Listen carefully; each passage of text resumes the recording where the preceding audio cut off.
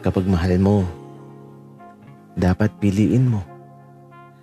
At kung masaya ka sa taong pinili ng puso mo, huwag kang matakot na ibigay ang tiwala mo sa taong tunay ang pagmamahal para sa'yo.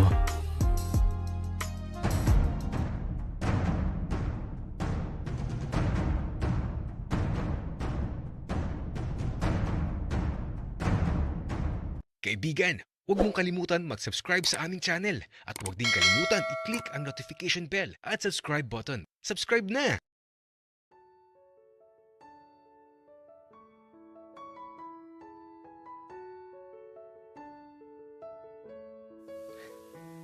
Napakadaming tanong ni Eddie. Pero bahala siya sa buhay niya.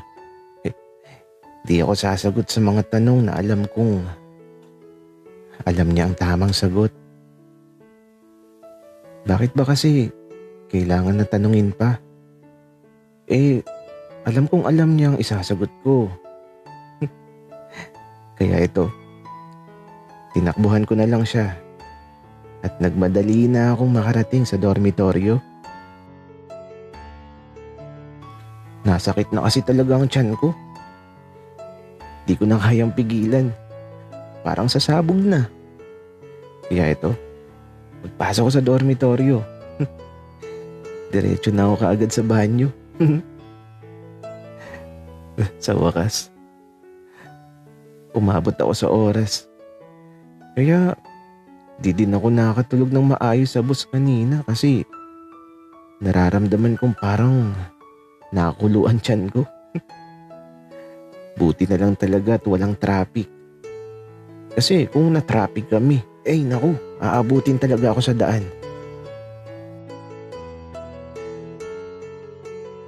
Habang nasa banyo ako, naririnig ko sa labas na nag-uusap si Aling Yoli at si Eddie. At mukhang masaya si Aling Yoli. Naririnig ko ang pagtawa niya ng malakas. Kaya eto, nang matapos ako, ang sarap sa pakiramdam. At eto, diretso na ako sa silid namin ni Eddie. Kaya lang, pagpasok ko, hala, si Eddie. Anong ginagawa niya sa kama ko? Uy, Eddie, anong ginagawa mo? Saan mo dadalhin niyang kama ko? Wika ko, habang itinutulak ni Eddie ang kama ko.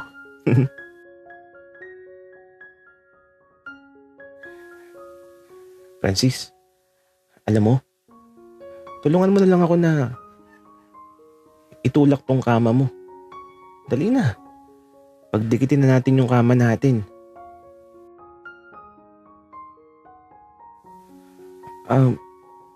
Bakit Eddie? Bakit kailangan na pagdikitin mo yung kama natin? Francis, ayaw mo ba? Okay lang naman Eddie, pero bakit nga kasi? Francis, alam mo, napakadami mong tanong. Dali na, ang bigat Tulungan mo na ako para mamaya magkatabi na tayo. Mayayakap na kita. Ewan ko sa'yo, Eddie. Ay naku. Wiga ako. Kaya ito, wala na akong magagawa kundi ang tumulong sa pagtutulak.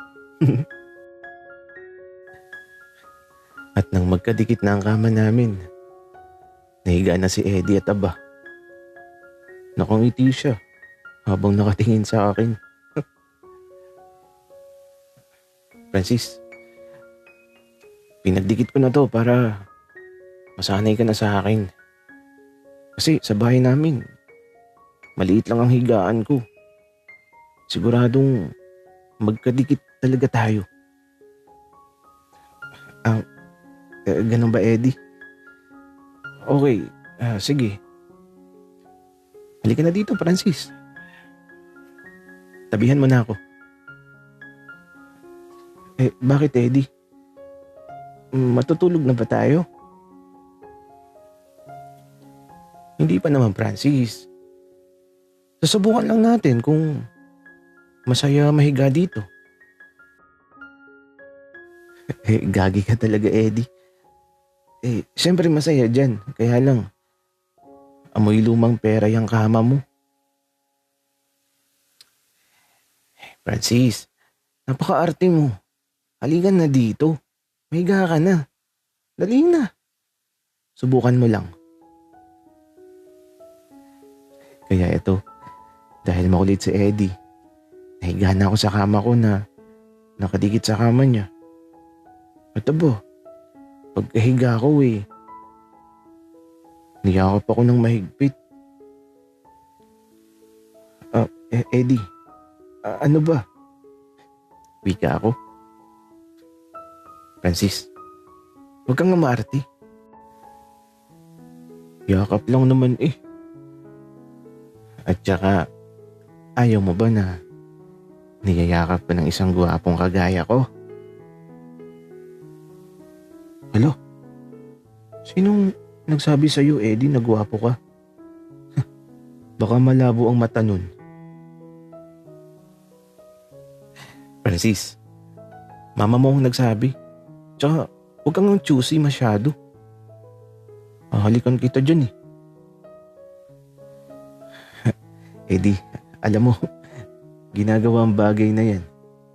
Wika ako. Aba, malaban ka na ngayon, Francis. Teka nga, susubukan natin.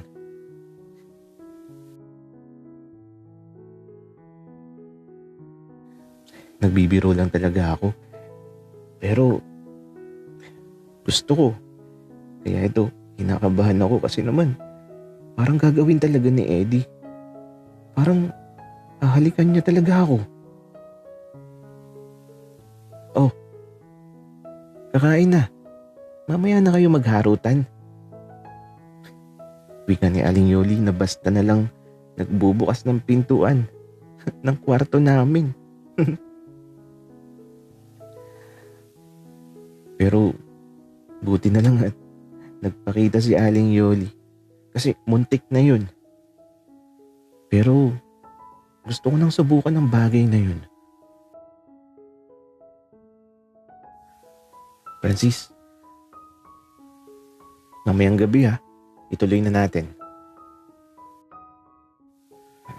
Ewan ko, bahala na Eddie at saka parang ayoko talaga.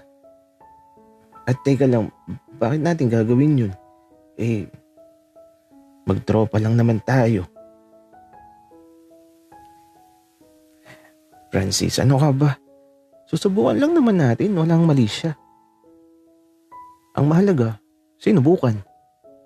Basta mamaya mag-toothbrush kang mabuti. Bago tayo matulog.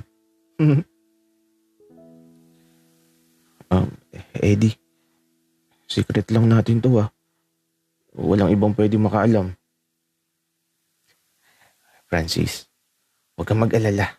Walang ibang makakaalam. Pero, paano kung magustuhan natin pareho? Pwede bang ulitin natin? Eddie, mamaya na lang natin pag-usapan. Tara na, magapunan. At baka mainip si Aling Yoli sa kusina. Baka pasukin na naman tayo.